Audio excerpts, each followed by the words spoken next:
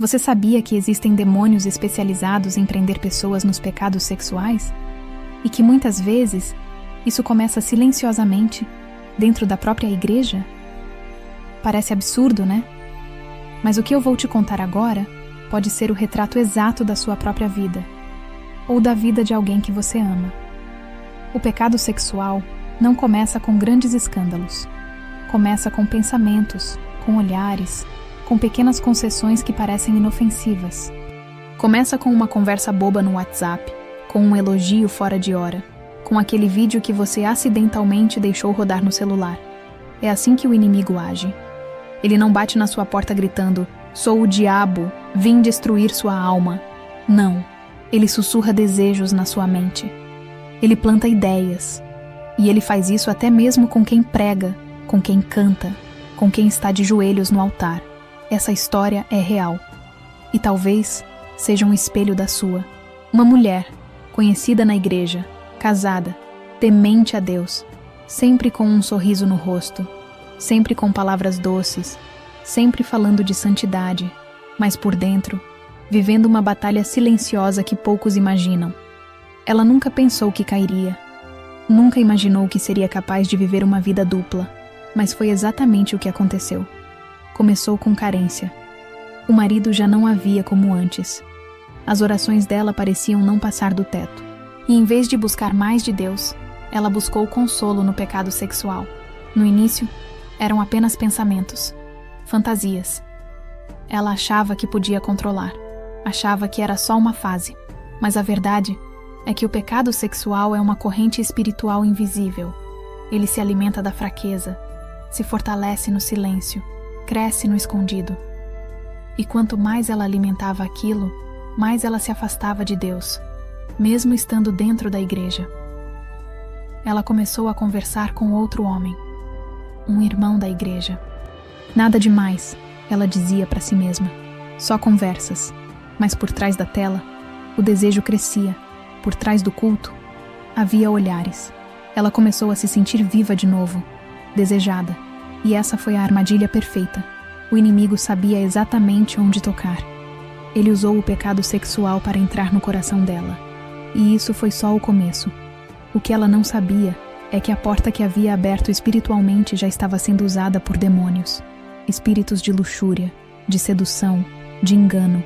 Eles já estavam atuando em sua mente, distorcendo a verdade, enfraquecendo sua resistência. Por fora, ela continuava sorrindo, continuava cantando, mas por dentro estava sendo consumida por culpa, vergonha, prazer e desespero. O ciclo vicioso do pecado sexual a aprisionava cada vez mais, e o que parecia ser apenas um erro de momento já estava destruindo seu casamento, sua fé e, o mais perigoso, sua salvação eterna. E tudo isso aconteceu dentro da igreja, onde o pecado sexual se disfarça de carência, onde demônios se escondem atrás de títulos e onde a batalha espiritual é travada em silêncio, dentro de corações que já não conseguem mais clamar por socorro. Por fora, ela era vista como exemplo, uma mulher de oração, líder de louvor respeitada, daquelas que muitos olham e dizem: essa sim é uma mulher de Deus, sempre sorridente, presente nos cultos, com palavras mansas, orações fervorosas e uma Bíblia sempre em mãos. Mas por dentro, havia uma prisão secreta que a consumia em silêncio. Ela vivia uma vida dupla. Durante o dia, aparentava santidade. À noite, mergulhava em um mundo de pecado sexual. O quarto, que antes era seu lugar de oração, se tornou um esconderijo. Ali, longe dos olhos da igreja, ela acessava sites de pornografia. Muitas vezes, assistia com lágrimas escorrendo, dizendo para si mesma que seria a última vez. Mas não era. O pecado sexual havia se tornado uma corrente espiritual invisível. E quanto mais ela lutava sozinha, mais presa ela ficava. As madrugadas se tornaram perigosas. Era nesse horário que as mensagens começavam. Um irmão casado da própria igreja. Tudo começou com paz do Senhor, depois elogios disfarçados de amizade cristã, e então, conversas sensuais, confissões íntimas, trocas de fotos, desejos alimentados em silêncio. Ela se sentia suja, mas ao mesmo tempo desejada. Um desejo que o marido já não despertava.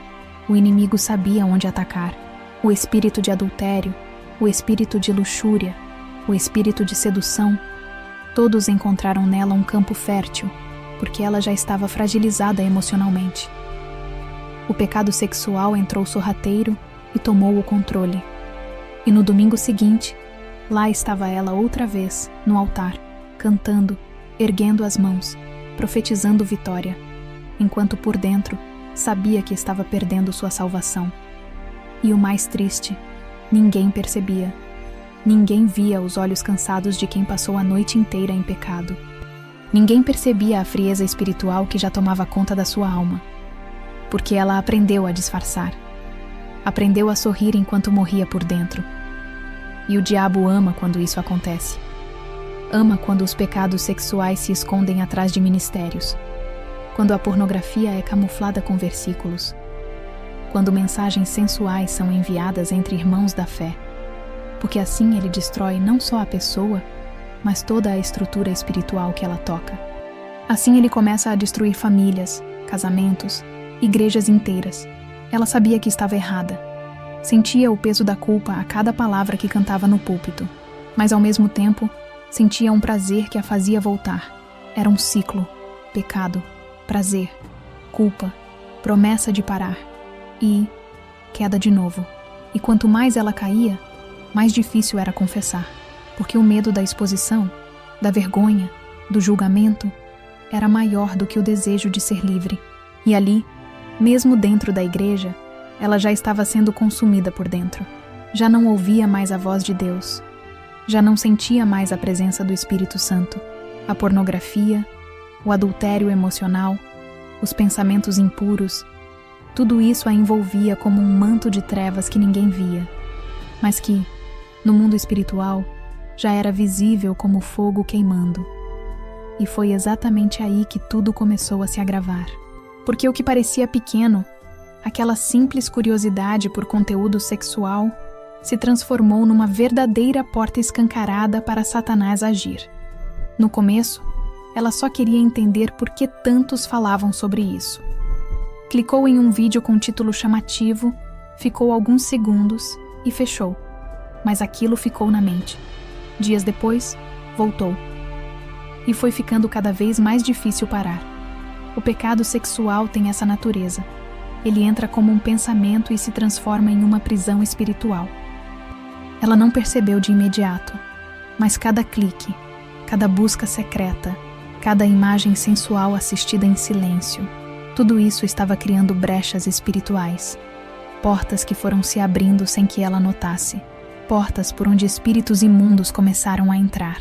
Demônios especializados em luxúria, em sedução, em engano. Espíritos que não apenas a tentavam, mas que começaram a dominar seus pensamentos. O casamento já não era mais o mesmo. O marido distante, frio, preso à própria rotina. E ela, cada vez mais carente, mais isolada emocionalmente. O diabo se aproveitou desse vazio, porque ele sabe que onde existe ausência de vigilância, há terreno fértil para o pecado sexual florescer. A falta de diálogo no casamento virou silêncio. O silêncio virou frustração. A frustração virou desejo. E o desejo virou queda. A mente dela já estava dominada. Às vezes ela nem precisava mais acessar pornografia. Bastava fechar os olhos que as cenas já vinham. Cenas que alimentavam a carne, que provocavam o espírito, que apagavam a luz dentro dela. E tudo isso crescia de forma sorrateira, porque aos olhos dos outros, ela ainda era a mulher de Deus. Mas no mundo espiritual, ela já estava completamente exposta. Era como se houvesse rachaduras invisíveis na sua alma. Rachaduras que permitiam a entrada constante do inimigo. E o pior, ela não lutava mais. Já não orava como antes. Já não jejuava. Já não buscava discernimento espiritual. Ela parou de vigiar. E quando o cristão para de vigiar, o inferno entra em festa. As conversas sensuais com o irmão casado foram ficando mais intensas. Ela sabia que era errado, mas dizia a si mesma que não era nada demais, que não estavam fazendo nada físico, mas o adultério espiritual já havia começado. O pecado sexual não precisa de toque para contaminar. Basta o desejo, Basta a intenção. E cada mensagem enviada, cada fantasia alimentada, cada noite em pecado escondido, era mais uma corrente espiritual que se firmava. Correntes que Satanás usava para prendê-la. Correntes que iam apertando, sufocando, até que ela já não conseguia mais discernir o que era certo ou errado. Ela ainda frequentava a igreja, mas o espírito dela já estava em cativeiro. E ali, naquela prisão invisível, ela nem imaginava que o preço por tudo isso seria muito mais alto do que poderia suportar. Naquela noite, o peso da culpa estava mais forte do que nunca. Ela havia prometido a Deus, mais uma vez, que seria a última vez. Tinha chorado no banheiro, ajoelhada no chão frio, com o celular ainda tremendo em suas mãos, manchado pela pornografia que acabara de consumir. Sentia nojo de si mesma. O pecado sexual parecia ter criado raízes tão profundas que já não havia mais forças para lutar. Seu coração doía, sua alma gritava em silêncio.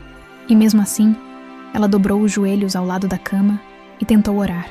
As palavras saíam entrecortadas, quase sufocadas pela vergonha. Senhor, me ajuda, me perdoa, eu não quero mais isso. Mas no fundo, ela mesma não acreditava que conseguiria sair. Foi então que, após aquela oração, com os olhos vermelhos e o coração esmagado pela sensação de estar longe de Deus, ela adormeceu. E naquele sono, algo sobrenatural aconteceu. Ela se viu fora do próprio corpo, levitando em um espaço escuro, silencioso, mas ao mesmo tempo cheio de uma presença forte. Uma luz intensa surgiu diante dela. Não era uma luz comum, era viva, quente, santa. Um ser de luz se aproximou. Seu rosto era coberto por uma glória tão forte que ela não conseguia olhar diretamente. Mas sua voz era firme, amorosa, mas carregada de autoridade. Hoje você verá onde esse caminho leva. Foi tudo o que ele disse. E imediatamente ela sentiu seu espírito ser puxado para baixo. Uma descida rápida, como se estivesse atravessando camadas espirituais, cada vez mais densas, mais pesadas. O calor aumentava. A escuridão se tornava viva, como se respirasse ao redor dela. E de repente, ela se viu em um lugar que nenhuma palavra humana poderia descrever com exatidão. O ar era denso, sufocante. Havia gritos, lamentos, chamas brotando de todos os lados. Um odor insuportável invadiu suas narinas, uma mistura de enxofre, carne queimada e desespero. Ela tentou cobrir os ouvidos, mas os gritos pareciam entrar diretamente na alma. Era o inferno. Ela sabia, sem que ninguém precisasse explicar. O lugar para onde os que vivem no pecado sexual, sem arrependimento, são lançados. O ser de luz não dizia nada. Apenas a guiava, silenciosamente, como alguém que conduz alguém ao próprio juízo. E ali, naquele ambiente onde o tempo não existia, ela começava a sentir uma dor que não era física. Era espiritual. O remorso se intensificava. O medo tomava conta. E ela ainda nem sabia o que veria a seguir. Tudo o que sentia era que algo ainda mais aterrorizante estava prestes a ser revelado. O chão sob seus pés parecia pulsar, como se estivesse vivo, como se aquele lugar inteiro fosse um organismo de dor e tormento. A cada passo, um calor insuportável subia por suas pernas. Não era apenas o calor físico, mas uma sensação espiritual que queimava por dentro, como se sua alma estivesse sendo purificada à força diante da realidade do inferno. O ar era irrespirável, denso, carregado de cheiro de enxofre, de podridão, de algo que vai muito além do que o olfato humano pode suportar. E então vieram os sons, gritos, lamentos, clamores desesperados. Eram vozes humanas, muitas delas clamando por misericórdia, por água, por alívio. Mas não havia resposta, não havia descanso, não havia retorno. Ela olhou ao redor e viu figuras horrendas. Eram demônios, altos, deformados, com olhos que brilhavam como brasas e bocas que sorriam com prazer sádico. Eles dançavam entre as almas condenadas, zombando, cuspindo blasfêmias, rasgando as carnes dos pecadores que, mesmo no tormento, ainda pareciam querer fugir. Mas ali não havia fuga. Os demônios não apenas torturavam, eles lembravam. Repetiam em voz alta os pecados cometidos em vida. Você gostava de assistir pornografia, não é? Agora assista sua própria condenação. Traiu seu marido? Seduziu no altar? Agora é seu corpo que será usado eternamente. Ela queria fechar os olhos, mas eles não se fechavam. No inferno, não há controle. A alma está exposta, e cada pecado sexual cometido em segredo se torna público ali. Ela começou a tremer. Suas pernas falhavam. A vergonha era insuportável. E foi quando seus olhos se fixaram em um vale à distância. Um vale onde o fogo era mais intenso, as correntes mais espessas, os gritos mais agudos. O ser de luz que a acompanhava apontou com a mão, e sem dizer nada, ela entendeu. Ali era o Vale dos Fornicadores. Foi como se sua alma reconhecesse aquele lugar, como se algo nela dissesse: era aqui que eu estava indo. No vale, homens e mulheres eram lançados nus, acorrentados em posições de vergonha. Os que haviam vivido em fornicação, sexo antes do casamento, adultério, masturbação, fantasias impuras, estavam ali, sofrendo castigos inimagináveis. Os demônios zombavam deles com palavras que cortavam como lâminas. Vocês queriam prazer? Aqui terão prazer de dor. Vocês esconderam seus pecados? Aqui todos verão o que vocês fizeram. E enquanto ela observava, algo dentro dela se quebrava. Ela sentia como se sua própria alma estivesse sendo puxada para aquele lugar, como se algo ali a atraísse, como se houvesse uma ligação espiritual entre seu pecado e aquele tormento. O peso da condenação era real, palpável, e ela ainda não sabia que o pior ainda estava por vir. Ela sentiu seus pés sendo levados em direção ao vale, como se uma força invisível a conduzisse sem que pudesse resistir. Era como se o próprio espírito dela estivesse sendo atraído por aquela atmosfera carregada, como se os pecados que ela alimentou em segredo a conectassem diretamente com aquele lugar de tormento. À medida que se aproximava, o calor aumentava ao ponto de ser insuportável. Chamas subiam do chão como mãos tentando agarrar as almas em tormento. O cenário era grotesco, aterrorizante, mas ao mesmo tempo impossível de desviar os olhos. O Vale dos Pecados Sexuais era dividido em regiões.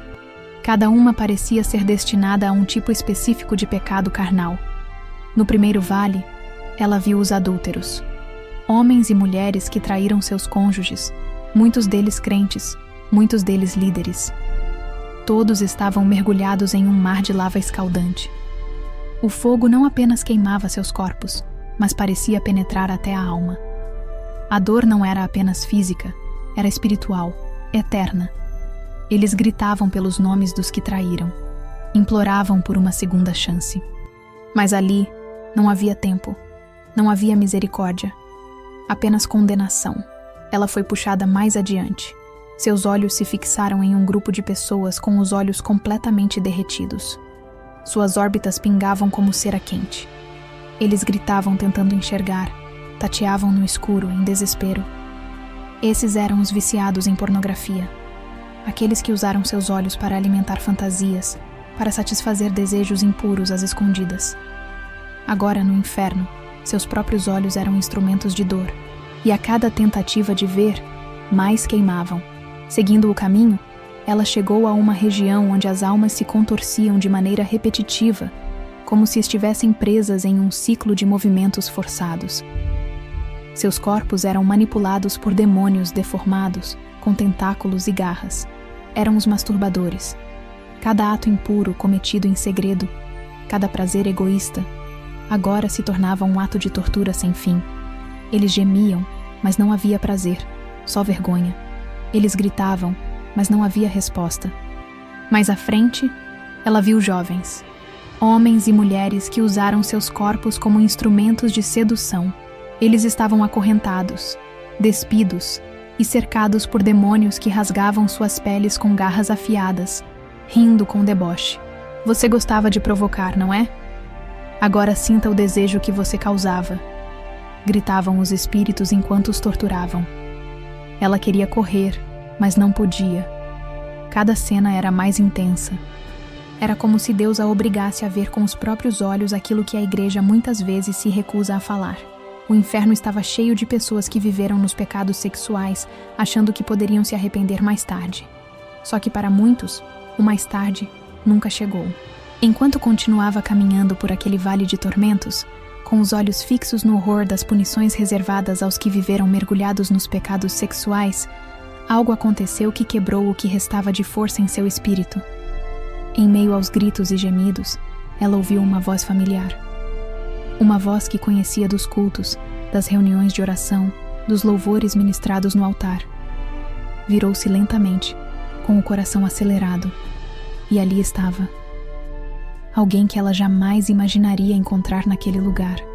Era uma mulher da própria igreja, sempre bem vestida, sempre com uma palavra na ponta da língua, sempre citando versículos como se fosse irrepreensível, mas agora estava ali, despida de toda a aparência de santidade, acorrentada e sendo atormentada por demônios que zombavam da sua falsa vida espiritual.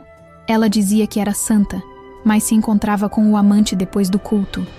Gritava um dos espíritos malignos, rindo de maneira macabra enquanto dilacerava suas costas com garras de fogo. A mulher chorava, mas seus gritos não traziam compaixão.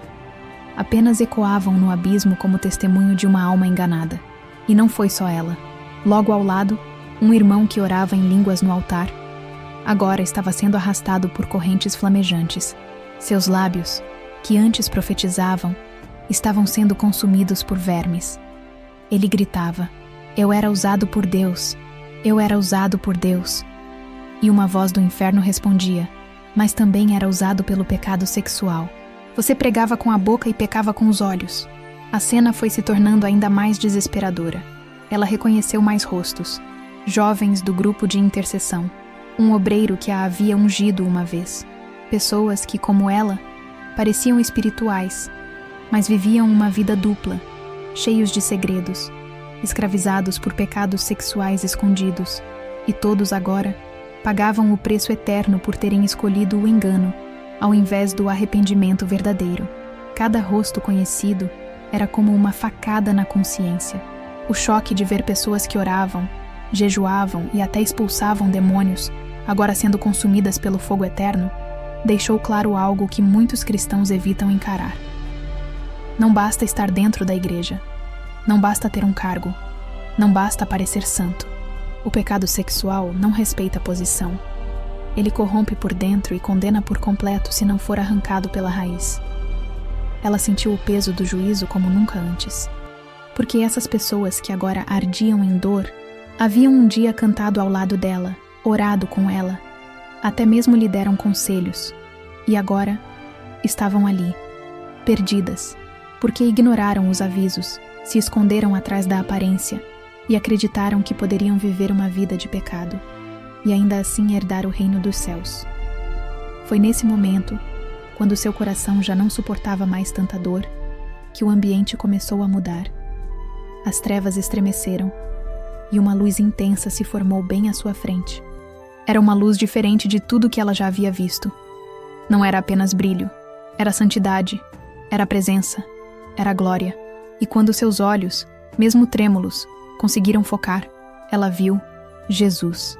Ele estava ali, no meio daquele lugar de tormento, puro, imaculado, com os olhos mais penetrantes que já haviam repousado sobre ela. Olhos que não acusavam, mas também não poupavam. Olhos que enxergavam tudo, tudo o que ela fez, tudo o que pensou, tudo o que sentiu, tudo o que fingiu ser. Ela caiu de joelhos, não porque alguém mandou, mas porque seu espírito não suportava permanecer de pé diante dele. Ela queria se esconder, desaparecer, fugir do olhar que atravessava sua alma como uma espada afiada. E então, com uma voz que era ao mesmo tempo suave e cheia de autoridade, Jesus falou: "Esses estão aqui, não porque pecaram, mas porque nunca se arrependeram de verdade."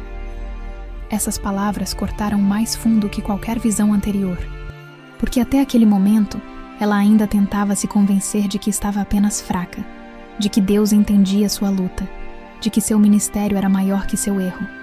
Mas ali, naquele instante, Todas as justificativas caíram por terra. Não era sobre fraqueza. Era sobre o que ela fez com a verdade que conhecia. Jesus não estava ali para condená-la, estava para comissioná-la. Com os olhos ainda fixos nos dela, ele disse: vá e diga a verdade. Muitos ainda podem se salvar. Essas palavras ficaram gravadas em sua alma como fogo. Era mais que uma ordem. Era uma missão. Ela sabia que tinha visto o que muitos ignoram. Ela tinha provado o peso do inferno, ouvido os gritos dos pecadores sexuais, reconhecido rostos conhecidos queimando por falta de arrependimento. E agora, não podia mais se calar. Jesus confiava a ela a responsabilidade de alertar aqueles que, como ela, estavam dentro da igreja, mas caminhando a passos largos rumo à perdição. A presença dele começou a se afastar, mas a glória permanecia. Era como se o próprio Espírito estivesse selando aquela experiência com um chamado irrecusável. Ela sentia que sua vida nunca mais seria a mesma, que algo havia sido rompido, que o véu havia sido rasgado e que agora, com os olhos abertos para a realidade espiritual por trás dos pecados sexuais, não havia mais como voltar atrás. Ela acordou ofegante, como se tivesse emergido de um mergulho profundo nas trevas. O corpo suado, o coração acelerado, os olhos marejados de um choro que não cessava. Não era apenas medo, era consciência. Era o peso do que viu, do que viveu e do que poderia ter sido sua eternidade. A experiência do inferno, o vale dos pecados sexuais, os gritos dos adúlteros, dos viciados em pornografia, dos que usaram seus corpos para sedução. Tudo ainda estava vivo em sua memória. Ela sabia que não era apenas um sonho, era um alerta. Era o toque da misericórdia de Deus antes do juízo cair. Sem pensar duas vezes, caiu de joelhos ao lado da cama, implorando perdão, rasgando sua alma diante de Deus com um arrependimento que ela nunca havia sentido antes. Naquele mesmo dia, com coragem e temor, ela confessou tudo ao marido. Cada queda, cada conversa, cada vício oculto, choraram juntos. E ali começava o processo de libertação. Ela se afastou do ministério, entregou os cargos e decidiu buscar santidade com toda a sua força. Hoje, ela vive em verdade e compartilha sua história para libertar outros que ainda estão presos no mesmo cativeiro espiritual. Se essa história falou com você, se o Espírito Santo te tocou em algum momento deste vídeo, saiba, ainda há tempo.